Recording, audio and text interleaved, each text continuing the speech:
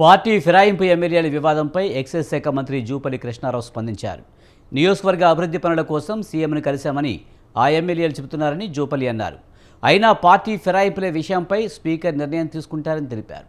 అయినా ఆ అంశం కోర్టు పరిధిలో ఉందని, దానిపై తాము ఎందుకు చర్చించాలని జూపల్లి ప్రశ్నించారు.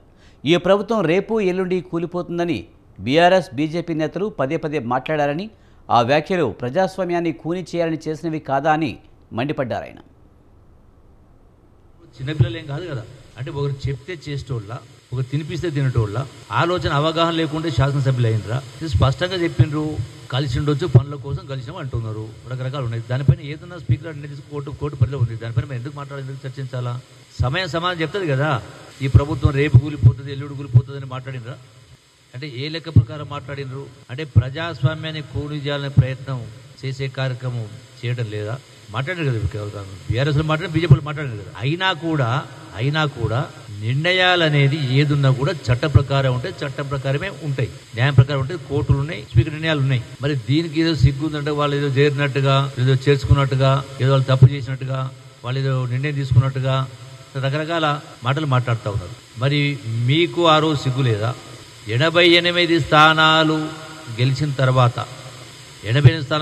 తర్వాత మరి ఆనాడు మీరు ఎందుకు ఇటువంటి తప్పుడు పనులు చేసిండ్రు? అయినా మేము చేయలే కదా.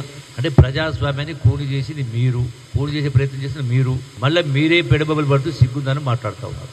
ఇలా అక్షయ పాత్ర లాంటి రాష్ట్రాన్ని చేతికి అప్పగిస్తే వేల కోట్ల రూపాయలు దోసుకునే కార్యక్రమం జరిగి, దోసిపెట్టే కార్యక్రమం జరిగి, మళ్ళా సిగ్గుందా అని మాట్లాడితే అది కేటీఆర్ స్థాయికి తగిన మాటలు కాదు. ఇలా ప్రజాస్వామ్యంలో ఈ ప్రభుత్వం ప్రజాస్వామ్యబద్ధంగానే చేస్తుంది, ఏదైనా చట్ట ప్రకారమే చేస్తుంది. కూడా పరిపాలన అంతా కూడా ఇలా వాళ్ళు మేము పనుల కోసం పోయినామంటే కూడా మీరు చేరిండ్రు, నిర్ణయం తీసుకోవాలంటే స్పష్టంగా మాట్లాడడం జరిగింది, చెప్పిండ్రు కదా వాళ్ళు కూడా. దీనికేదో సిగ్గుందా అన్నట్టుగా, అంటే వీళ్ళు